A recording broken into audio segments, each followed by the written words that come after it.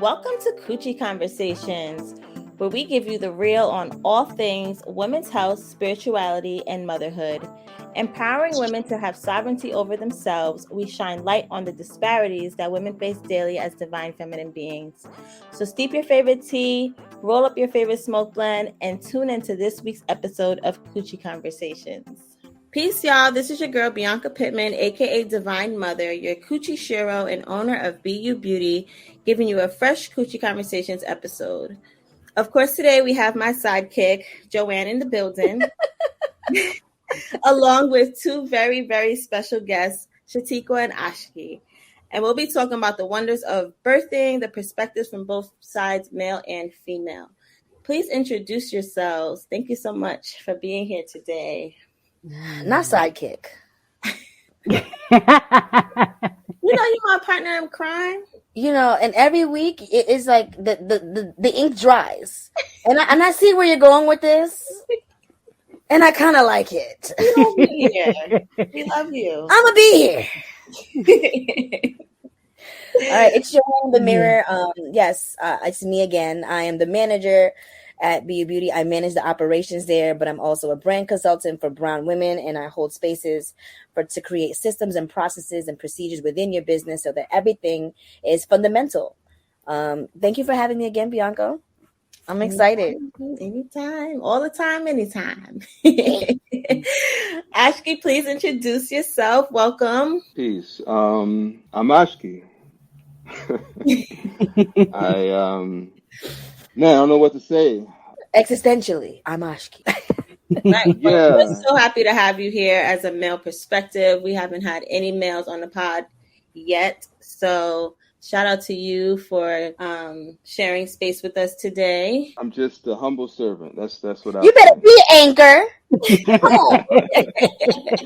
I'm just a humble servant, Well, with pleasure. We love that you're here today and can't wait to hear all your gems and divine insight that you have for us. Thank you. Honored to be with y'all. Thank you. Tshatiqua. Yes.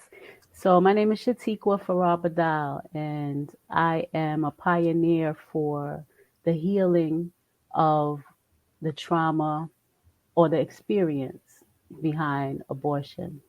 I'm very excited to be here and share my story and hear you guys' story. Thank you. You're welcome. So a little bit of how we connected. I want to share our encounter. Mm-hmm. I met Tshatiqua about 2 weeks ago at the Women in Business Conference when I was on the East Coast in Harlem. I used to attend those type of conferences very often up until the pandemic. And then me moving to California has separated me from a lot of those type of encounters. So it was very much in alignment that when I went to Jersey for my baby shower, that this conference was 2 days before. And I was blessed to have a table sponsored by Wells Fargo in the conference area. And Tshatiqua had walked up to my table being this beautiful beam of light and shared her experience with me. And I was like, wow, I got to have her on the podcast. Then, I'm very much into synchronicities and confirmations. And she shared with us that she had just bought a Yoni Steam steet the day before and had no Yoni Steam herbs. And she purchased our mini blend, which I can't wait to hear all about your experience with that steam. Yes. And we just had an amazing encounter. And now 2 weeks later, she is being featured on our episode of Coochie Conversations. So thank you so much for coming up to my table. Thank you for your time and your energy. And thank you for being here today. Mm-hmm. Woo! Yes. So it's 11:11 here. This is so auspicious. Yes. Yeah. So I want to disclaim first before we get started that today's episode is not to persuade our listeners on having a stance of pro-life or pro-choice. This episode is intended to educate women on the consequence of choice and how to remove the karma from our souls, because in Western way, we more so pay attention to the things that are physical and tangible, the things that we can see and understand, as opposed to how our choices can affect us on a spiritual plane, mentally, emotionally, as well as physically. So I just wanted to make that disclaimer today that it's no right or wrong. It's, your perspective is your perspective, your opinion is your opinion. And we are just here to educate and share our stories and gain more knowledge and insight. So I will start with Roe versus Wade, because I think we're all familiar on how abortions were legalized by the Supreme Court on January 22nd, 1973, in the case of Roe versus Wade. And I wanted to bring that up because I feel like it was in the media, more recently, and how, regardless of circumstances, we don't have the choices. We don't have defined choices over our bodies the way we're supposed to, whether we want to terminate or not. And in the case of Roe versus Wade, I think a lot of people feel like Jane Roe had an abortion. And she never actually had an abortion. She had actually got pregnant, and she wasn't financially stable, and she was trying to get an abortion. And they were saying, as long as it has no health risk, you have to have this baby. And she had the baby, and she opted to give it up for adoption.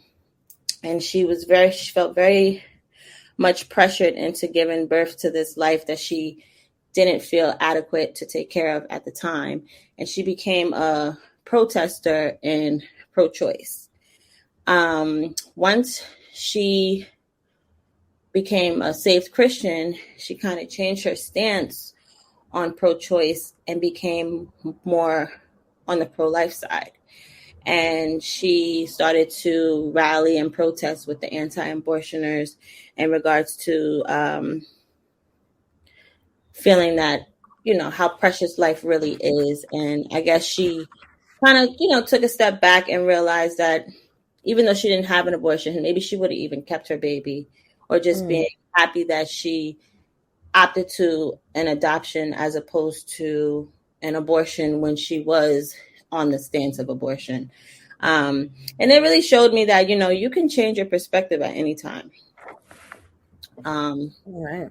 It's not saying she's right or wrong. She just felt indifferent now, through her own life circumstances.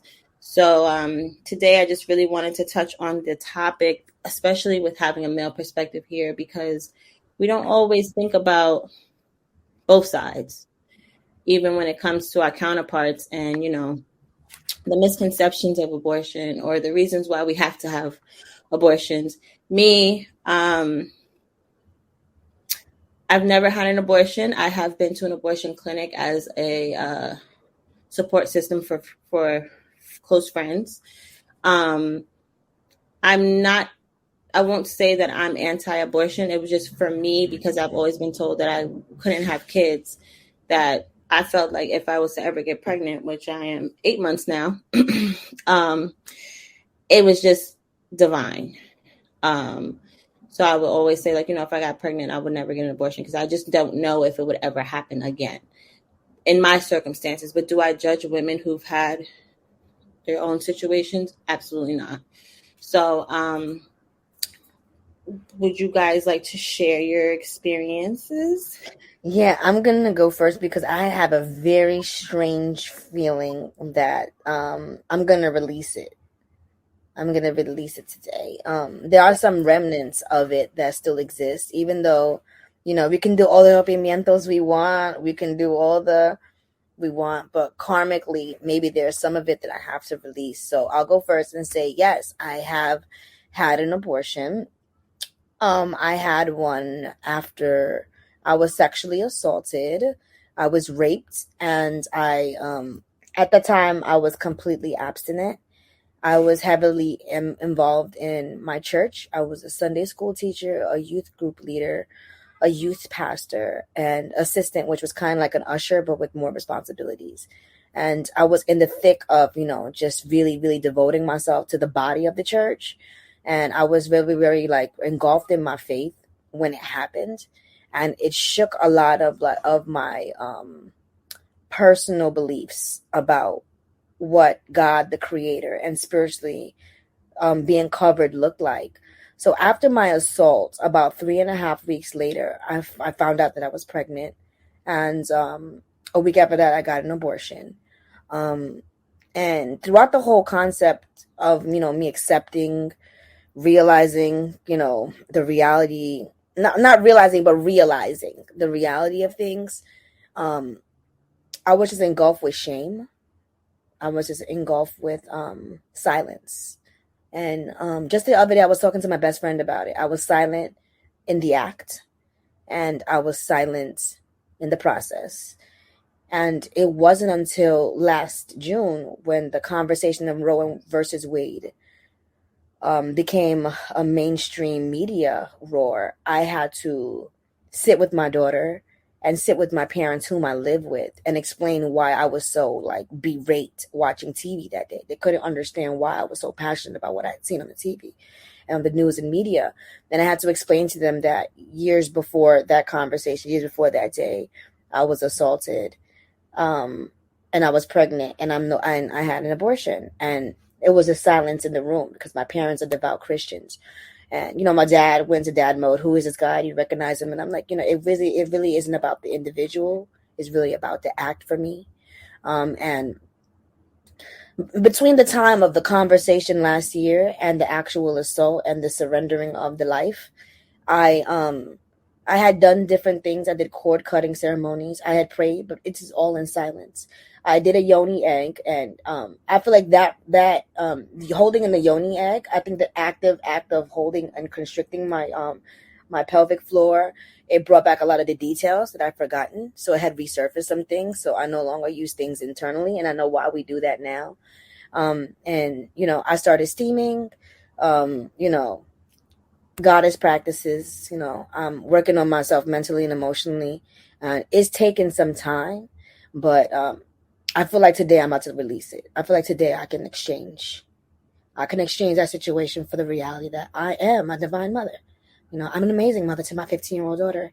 And I'm so blessed that that situation occurred because I was able to talk to her about the choices she was privileged to have. We live in a state of New York where I was able to surrender the life under medical advisement.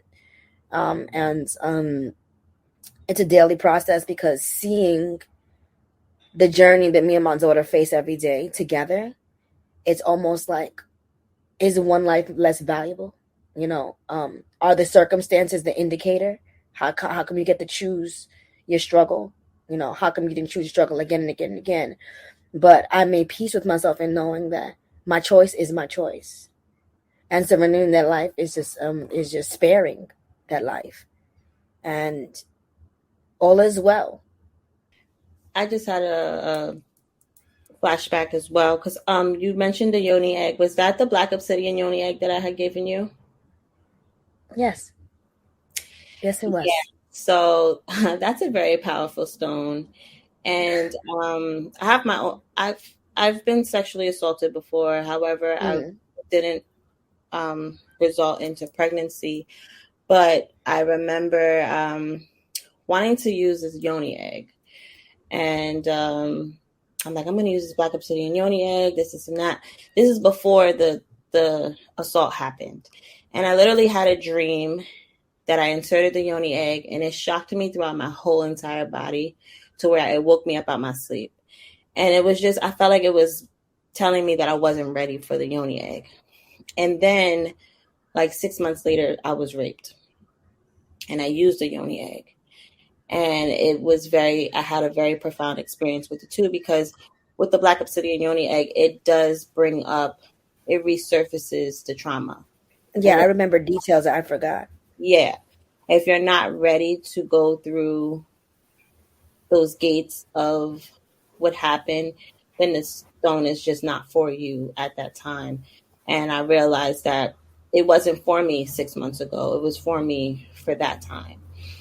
So when you brought that up, it just made me remember, I remember giving you the egg too, but I also remember my experience with the egg as well. So I just wanted to To be clear, you warned me. To be clear, I got two. I ordered a rose quartz one and obsidian, and you told me they were two polar opposites.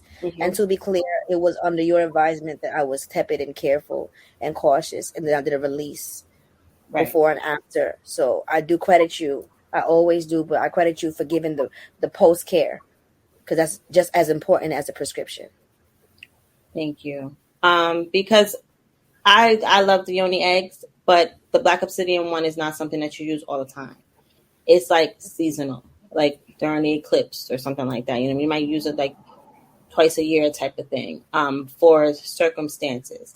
However, like the rose quartz is very much more gentle and you can use it all the time. So I always try to give that disclaimer, and some women just go straight for it. And I'm like, okay, like, you know, but go off, girl. Go off, girl. That's what you want. So, but I always try to disclaim that. Thank you for opening up and sharing that experience with us. It's a safe place for me. I feel very safe here. Whew. So yes, we might get a little emotional today as we, you know, get deep into. Yeah. But I'm just glad to be here because I'm ready to release it. I think there was these are the last remnants of it, and I think that it was meant to be released under this care. So I'm just really glad for the lineage and for the connection that we're all making now. And thank you for ushering me out, because I already feel lighter.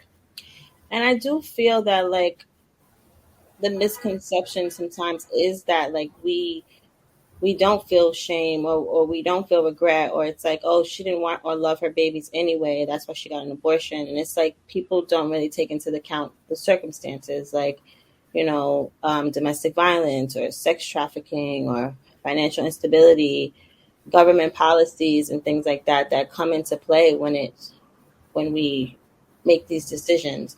I was reading something about in China, like you're only allowed to have one baby. And if you get pregnant again, they force you to have an abortion. And they say that like 4 million babies are born a year and a million of them are aborted due to government policies and things like that. So it's like we don't take into account all of those things that can form an opinion or a choice. Tshatiqua, what was your experience like? Well, I come from a household where my mom was crack addicted, and so early on, I was neglected.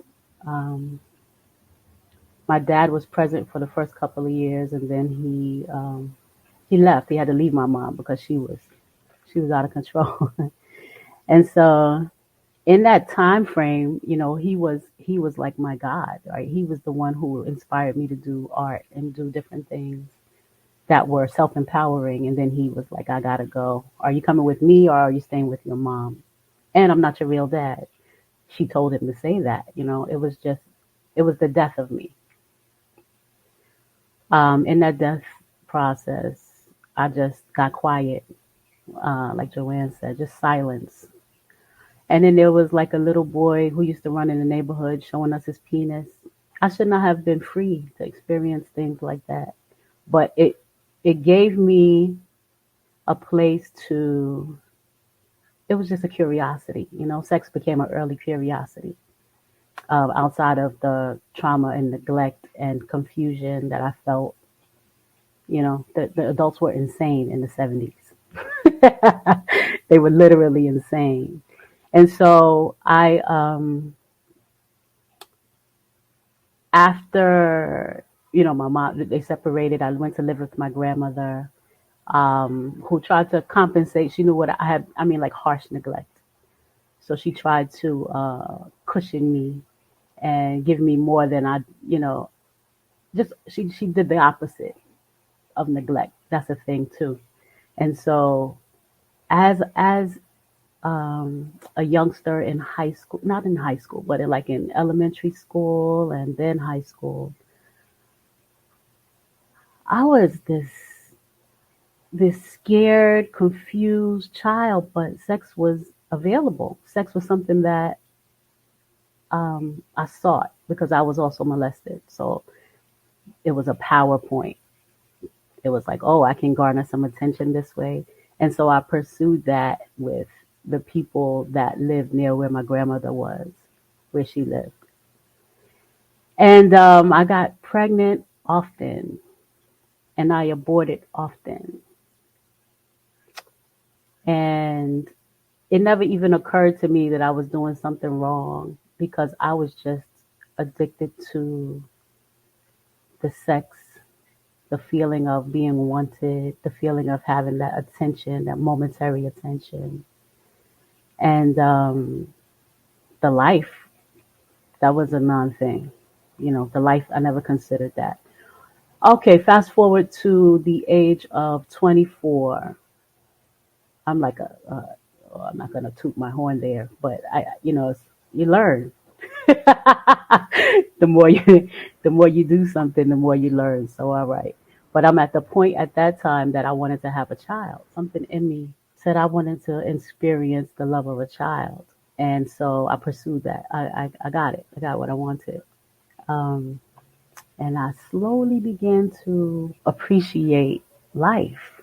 Like, wow, look at this, right? But clueless about how to actually care for this child. I didn't know anything about self care. I definitely didn't know anything about raising a child. I was a internal soul, a introvert, and so fast forward, I met my husband, who was a yoga teacher, and he taught me how to go inside and really transform my life. And we went on to have 4 more children together. He was not the father of my first child. And so it's not until I want to say 3 years ago or 2 years ago where, we have all these beautiful children. I've been a homeschooling mom all this time. And and but now the financial piece is starting to weigh heavy on him, right? And he would like my participation because just putting your mind to creating abundance or acknowledging your abundance is something that is directly attached to your self value, right? And all the things that I had experienced to that point. I couldn't figure out why I'm having a problem manifesting abundance. I'll start a whole bunch of things and stop them, and I had to really delve deep and figure out what that was. And I ran into all of this. I ran into the aborted babies. Um, I want to say prior to that, I ran into the master teachers, Kathy and Mitchell Gibson. Through my husband, he introduced me to them, and I really rode that journey with them for about 3 to 5 years. I don't remember how many years. I think 5 years.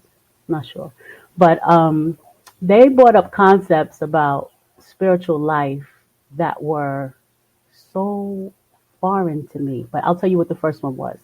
The first one was my younger sister, who was 7 at the time, passed away in a fire in my grandmother's home. And I was 14, she was 7. And it was such a pain point and such a confusion on top of all the other stuff that I had been doing and going through. Um, and the Gibsons mentioned how sometimes because children, when they pass away young like that, they have no direction in the spirit world. And they may just be hanging out at their gravesite, which would leave them open to rape by dark spirits and abuse and, other traumas on that, or, unseen. Spiritual plane. Yes. And that we could affect that and we could help them not feel that way by giving offerings and communicating with them and remembering them, but doing active things to make that not their reality. That was such an enlightenment. And I did some special things for her, like I printed images of tents, books, of a tent, books, jewelry, a dress, shoes, like all the things that she might be able to love where she was. And I remember dreaming of her after that as a confirmation that she had received those things. Mm-hmm. And that was the beginning of um, dealing with some of the hardest issues that I could ever think that I could, Experience. effectuate, like change the dynamic around them. Okay, so then I read about abortion from Master Kathy Gibson. She mentioned how if you've ever had an abortion, you must give that soul some acknowledgement And and say it again, send it back. send it back. Mm-hmm. And I said, wow, I never heard of that. I knew I had work to do. I was thinking like, okay, I had these beautiful 5 children. I raised them to the best that I could. I nurtured them. And okay, that's enough. Maybe I'm forgiven for the other. And that has nothing to do with the other. One thing has nothing to do with the other. I think, not to cut you off, really. No, it's okay. Um, so like what we don't realize is that every soul has its own contract Yes. with its mom, and when we have a miscarriage or an abortion, we cut that contract short. Yes. And that soul attaches to the mom's aura Yes. until we consciously send that soul back into the astral plane so that it can come back and fulfill its contract. That's right. So many of us, we try to practice forgiveness and all those things, but that soul is still attached to our aura. And then we go on and have other kids. And that soul literally just watching us mother and live our lives with these other kids when this soul still has a contract and that it hasn't been able to fulfill. That's right. Okay, so I'm going to continue. So I had a male friend who was also a part of studies with the Gibsons, and he had read it, and he had he made him and his wife. I won't say he made, but he initiated the process of the ritual with his wife for their aborted children, and he told me about it, not knowing anything about what I had lived through, and I cried so much. I'm saying this man, this wasn't even his body, and he made this thing happen with his wife. And I just said, there's no more excuses. No more excuses. Because, you live in New York City. Where will I find a river? Right, where I find a stream, where am I going? Yeah, all these things. Right. Where I Right. get this mystical water from? All the blocks. How do I know when it was born? Like, That's right. Yeah, all that. We make excuses for ourselves. We make so many excuses. So after he told me his story, I had no more. There was no more room for excuses, and so I created the names and I made the event happen. You give them a name of a name, a time of birth, where location. That's right. And the whole ritual. I guess we can add that. We can post that. But I followed it, and my husband joined me. Beautiful. And it was within minutes, because it didn't go so well the first time, but this is the full moon, so we get out there, and it didn't go just perfect the first time. When it came time to throw the ashes into the water, those ashes got some on the land, some in the water. They were everywhere. So I'm like, ooh. So we maybe somebody's gonna make this easy for you. Yeah, we had to do it again. We had to do it again the same day, to make sure it was done completely and correctly. And so we traveled back from Manhattan to Brooklyn, created the package again, traveled back to the river, and really we were able to put those ashes in a bag with a rock that time, a paper bag, and get that going. So the ritual was complete, and when we did it the first time, that same day, I ran into one of the would-be grandmothers of those children. She was banging on the window. And I'm like, how this thing works fast. It was like a confirmation. Like this, look at this. Look at her. Say hi to me. And what I just did, it was amazing. So, uh, fast forward, we have a very beautiful relationship. Uh, me and those children and my children, they all know. They all now know. And it's a blessed, um, ah, it's a really wonderful thing. I'm so excited that Joanne was able to release that in front of your parents and your daughter. Um, but take it a step further and, participate in the ritual to really release that soul and walk with that soul. That's your new warrior on this side that you acknowledge and they acknowledge you, and it's a powerful, powerful thing. Because they don't really become our ancestors until we release them, because they're stuck. Mm-hmm. It's kind of like being in limbo. Mm-hmm. And I also feel like or know that sometimes we feel down, depressed, and drained and stuff, and that's usually the Yes. soul baby attached to our aura. That's right. So because it's feeling its own anger, its own depression, its own animosity, that they're stuck. That's And right. you're living your life, having more kids, and doing what you're doing, and kind of feel forgotten about, and they're on pause with their whole assignment. And sometimes it's relatives that need to come back and fulfill contracts and all that stuff, and we don't really take that into account. And kind of we're selfish in that sense. That's We're only right. selfish because we don't know. Right. But once you know, then it's like you have no choice but to do what you need to do. That's right. Like I said, I've never had an abortion. However, my mom shared a story with me more recently about how I was supposed to be aborted. And she would just tell me, like, because I've always dreamed of moving to California. I used to do hair and makeup for production for 13 years. So I used to want to move here and do hair and makeup for the stars and all that stuff. And I would always come back and forth to visit my grandma. And my first time coming to California, she like broke down and she was like, as if I wasn't going to come back. And I'm like, what's wrong with you? And she's like, you're meant to be here. You're a fighter, this and that. And she just shared with me her experience. My dad, who's deceased, he was Italian. So I was coming into a family with a black mom and a white dad. And my grandparents didn't want a nigger grandbaby. Like his parents didn't want a nigger grandbaby.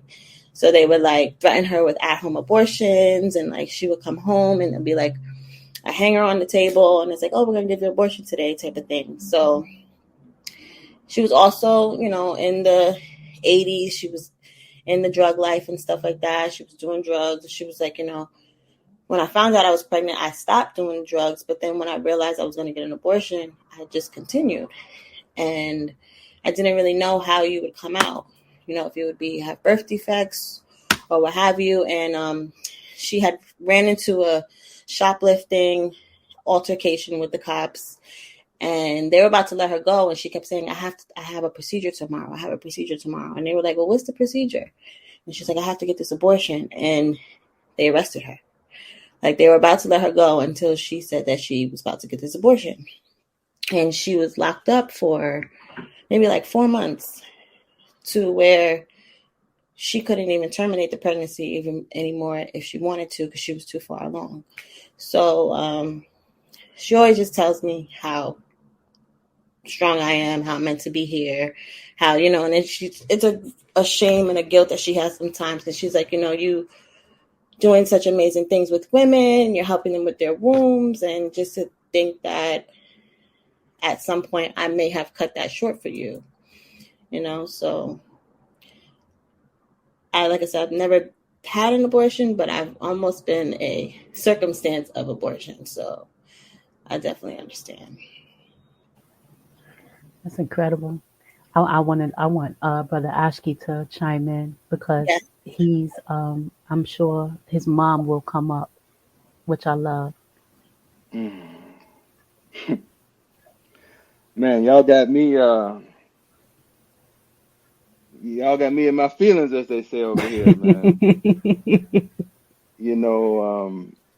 this is part of my purpose. Is to help heal the feminine and put y'all back on y'all crown, on y'all throne. Crown, crone, same word, you know. I have a lot to say, but I'm gonna try to be as brief as possible. Thank y'all. Each one of y'all have incredible stories. I know whoever's listening to this has incredible stories. And you are incredible, and you should be honored and lifted up just for being you, you know. Man, I don't even know where to begin. My illusion, this world is an illusion. And I don't really like the word satanic, but I can't think of a better word. This is a satanic world. The root of Satanism is to invert things, to make what's left right, to make up down, you know. Yeah, to make light dark, dark light. And so with Roe versus Wade, women have been given the illusion of choice. It's not really choice. It's an illusion of choice. I'm an advocate of freedom. I'm an advocate definitely of my body, my choice. I would say I'm pro-life and I'm pro-choice. I'm both. But Bianca, as you were speaking of the circumstances of your birth, and this was part of what my thoughts were earlier today, I couldn't help but think about a very controversial figure, Minister Louis Farrakhan. Oh, I was. Me too. Synchronicity. Yes, because his mom always says that he. You know where I'm going. He fought death 3 times before even getting here. That's right. That's right. So, you know, his mother's father was a dark-skinned dude, you know, but there was this light-skinned cat over here to the side she had this thing with, you know, and so she didn't know whose baby this was. So she tried to abort him 3 times. Mm-hmm. And the first lecture I ever studied from him is definitely one of the pinnacles of his work. And he's controversial. I know I've met him personally. I've met his wife, Mother Khadija. I actually was really honored to get counseled by him privately, one-on-one. My mom, too. Oh, wow. Wow. So about synchronicity. Nation of Islam. She grew up with Farrakhan. He used to come to our house for dinner sometimes. In New York? Wow. In the 70s? Mm-hmm. Oh, yeah, we got to talk on that. And even we live from New Jersey. We're from Teaneck, and our neighbor would have him come over periodically, and we got to sit with him and stuff. Now, he's a beautiful human being. And yes. so the first lecture he did that I studied, the first lecture I ever purchased and studied was called How to Give Birth to a God. 1987. It's a 5 or 6 part series. 87. And, you know, he speaks That's the year I was born. Wow. Man, these they don't stop, right? Wow. And so in the Nation of Islam teachings, they say that the birth Yaqub, who birthed this world and the Caucasian race, according to teachers of Honorable Elijah Muhammad, he had 4 laborers: the nurse, the minister, the doctor, and the cremator. And right now, the medical industry has a stranglehold on humanity, which we saw over the past couple years with these lockdowns and these injections. I don't want to get us banned, you know. And then my little ankh falls off like another another synchronicity, right? Yeah. So, you know, yesterday my wife and I, we went out to eat, very nice restaurant, and there was a woman that came in, and I was like, oh my God, it's super GMO woman over here, right? She was like, Her legs were probably like the size of my pinky, just like thin, right? Mhm. And she had these, maybe I'm talking like 44 double G breasts, and she looked like something out of, a medical monstrosity, right? Mhm. And the whole restaurant was looking like, and she was, my wife pointed out that the dude with her looked like he could be her father.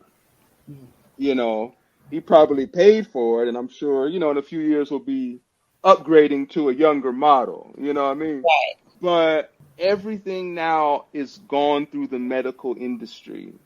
Even this push of transgenderism, you can only transgender through the medical Yep. industry. You can only get healthy, or I'm going to say, you can edit it if you want, vaccinated or be safe through the medical industry. Mhm. You can only terminate a pregnancy through the medical industry. You can only have a baby through the medical You industry. can you can only have a baby. You can only sign your certificate of death. You can only die through the medical industry. So one of my dear soul sisters is a doula, and she calls herself a spirit doula. She's a birth doula and a death doula. I'm having a home birth, and my doula is a birth doula and a death doula. Right, because it's the same portal. Mm-hmm. So as I'm an advocate of going back to the ancient indigenous ways. If you are going, because I've heard it described of going into this facility. I've heard it described of having this thing inserted in you, which feels totally foreign and violating, and then just the whole process is it's an assault on femininity. It's another assault, right? Yep. From what I've heard. Now, there are ways, and I know at least two women that have done this, that have released a pregnancy outside of the medical industry. There's definitely herbs that you can use Mm-hmm. to induce But there's also a responsibility that you herb. have to the spirit of that child, like you said, the contract, So, yeah, and then getting back to my story and why I'm so passionate about this. My mother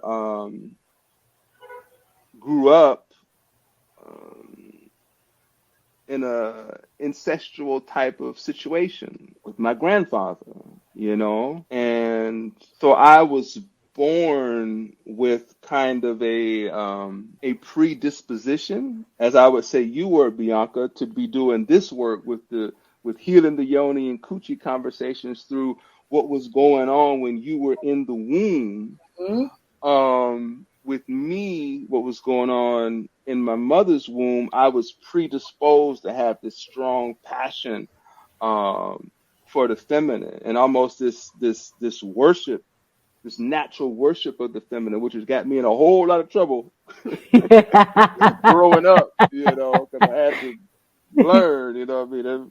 Just because you're feminine don't mean you're a goddess, what I mean, or a female, what I mean.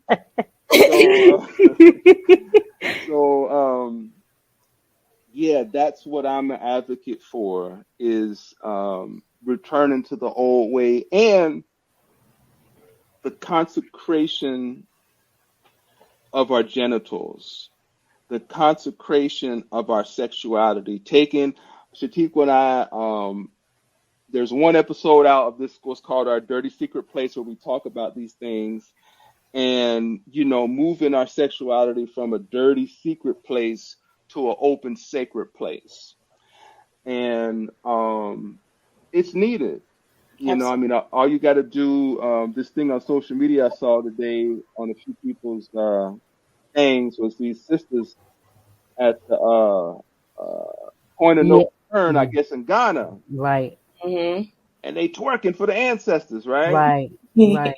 And I commented that, divinity exists and persists even in our ignorance.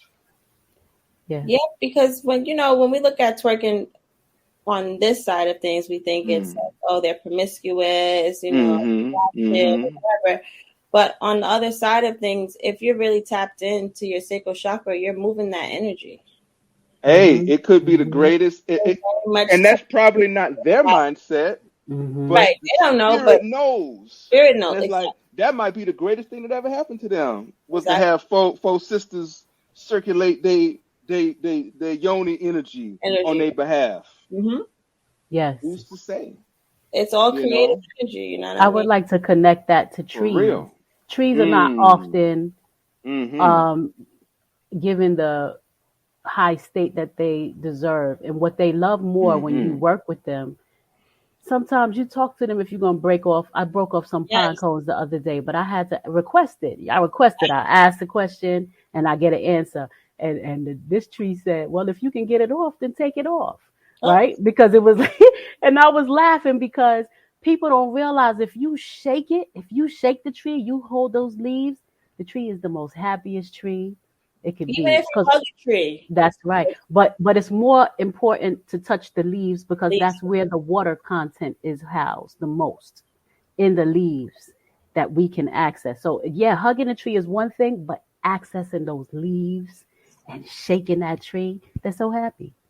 Not a tree being on your shoulder. There's a tree on your shoulder. Yeah. I got a couple in my room, but the children were like, yeah, you can't come in here right now. I love my trees inside my house. People call me weird for being a tree hugger. I'm like, it does so much. I said, you feel so much lighter after you hug a tree. That's right. That's right. So that's just was to, just to segue off of the women twerking on the grave. Like that is an energy that could be very beneficial. But can I add one more thing? Absolutely. This is just coming to me now. There's a great book, y'all. Y'all might be familiar with it. Of Water and the Spirit. Absolutely. Malidoma Patrice Somé. Yes.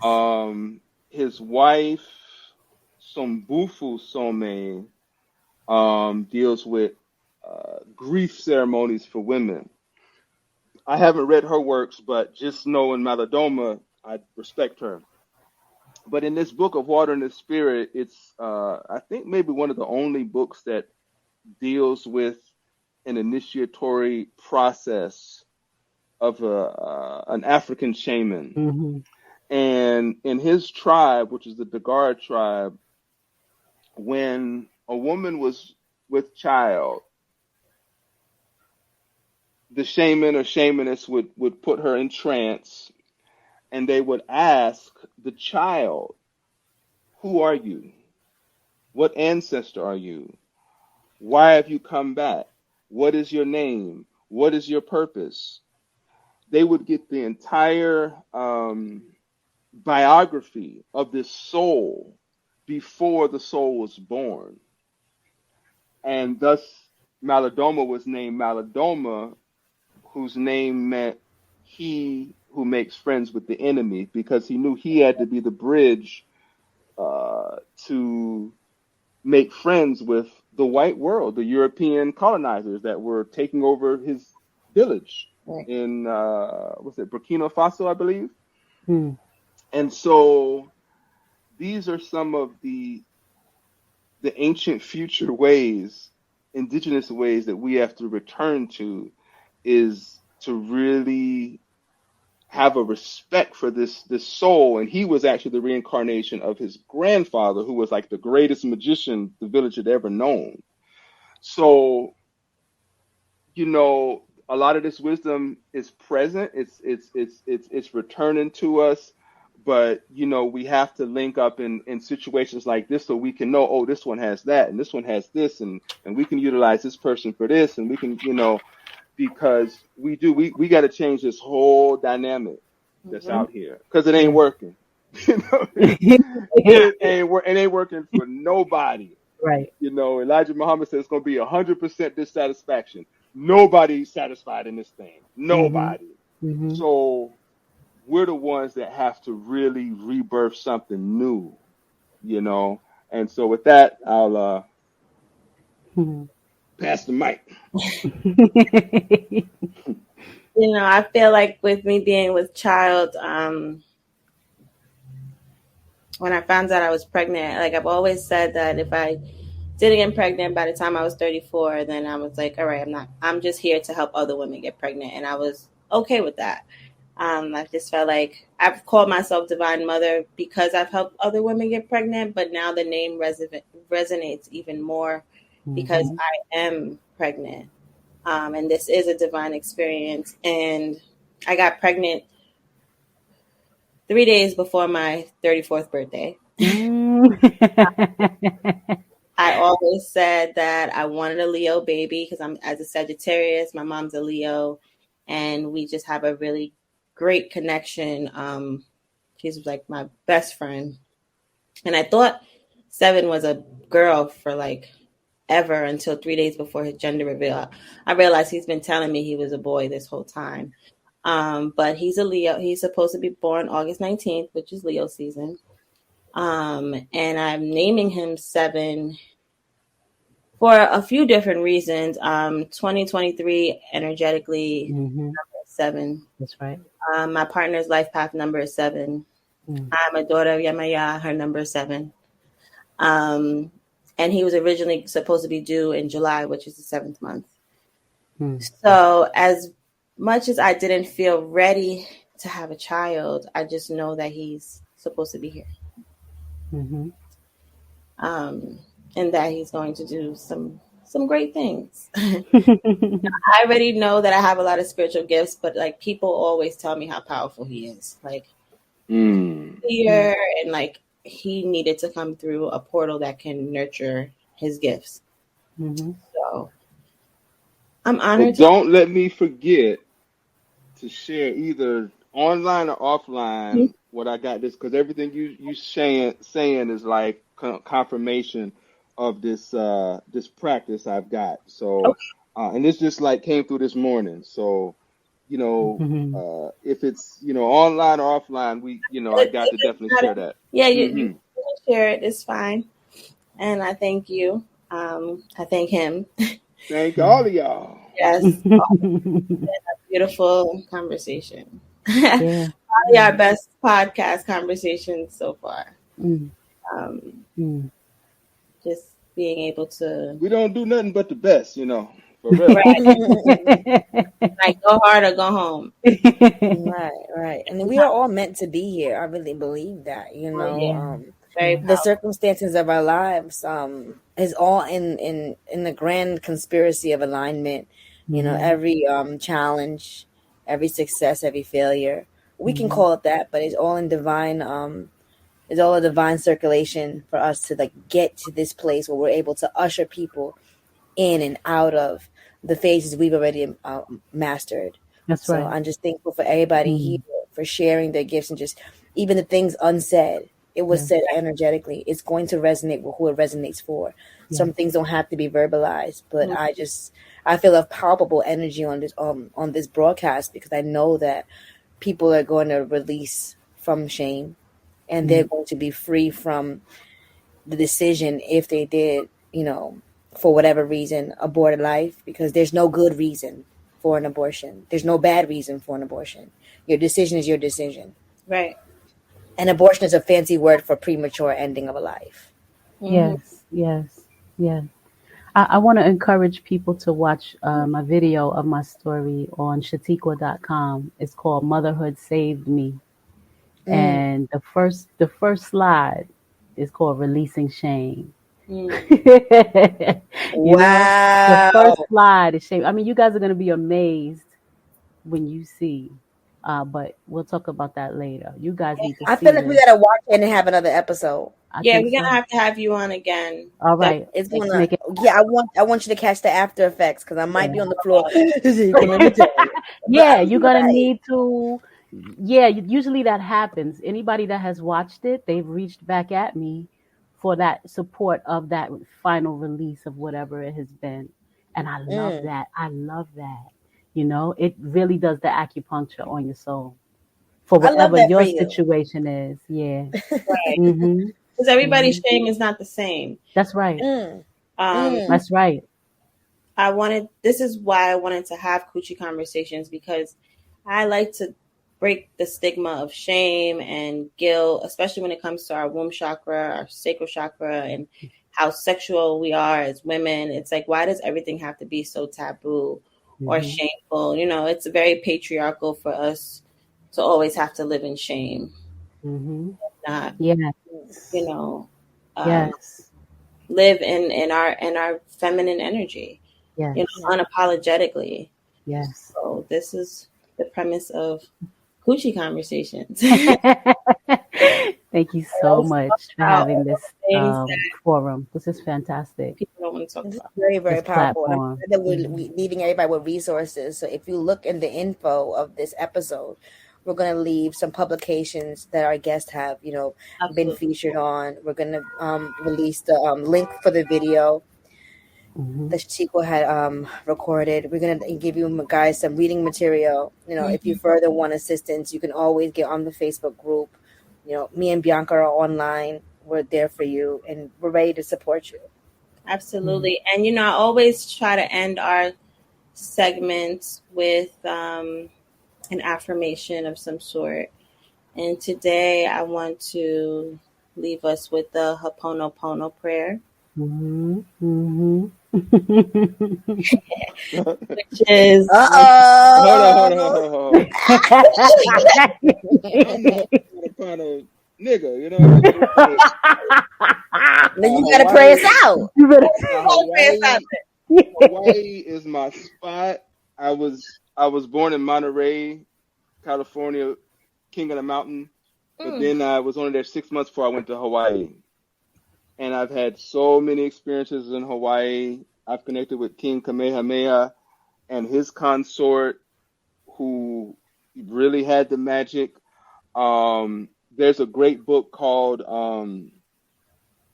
Sacred Power of Huna, where they have a chapter called, I think it's called Making Rainbows, which is Polynesian sexuality. But it's a whole other perspective, even on how as infants they used to have poems that they would give the children, so the children would basically recite poetry to their genitals. It was a very open.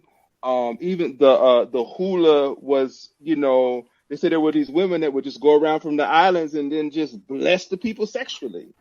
Yes. You know what I mean? It was a whole other kind of consciousness that they have there. And personal aside, I met on the, you know, they say the 7 or 8 islands are the 7 chakras or 8 chakras. And I met my childhood crush, Lisa Bonet, on the 7th chakra island, Hawaii. You know what I mean? She would be there. You know, well, I think she was with Aquaman at the time. You know what I mean? Which is you know what I'm saying? He wasn't there though. You know, but but you know, Angel Heart and that chicken. You know what I mean? Lisa Bonet, boy. But I've been called to Hawaii. I've never been, but I've been called to Hawaii in the last 2 years or so. And I don't think I want to move there, but I definitely need to experience the land. We said that the other day. We were talking about the other day. Gotta go. Too, like it's a mad, and you gotta connect. You gotta go off the beaten path, you know, and meet with the locals, and you know, and stay off the. You know, I met the Atui Nation, the indigenous sovereignty movement people, and they were connected to Haile Selassie's grandson. I mean, it's a magical place. It's definitely the most magical place I've ever been.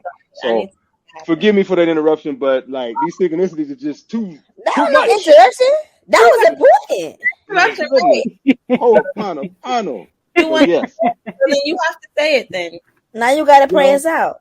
Yes. And in that prayer, I was once in Hawaii, and the lady who was my driver to the hotel, I mentioned Ho'oponopono, and she said, "How do you know about that?"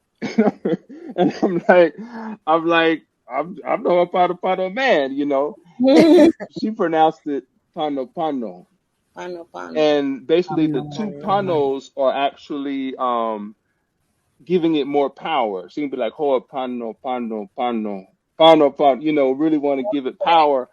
and she said that we did this whenever we needed to connect and reconnect as a family. Whenever there was some type of discord, whenever there's some type of disharmony, this is what we did around Kava Kava.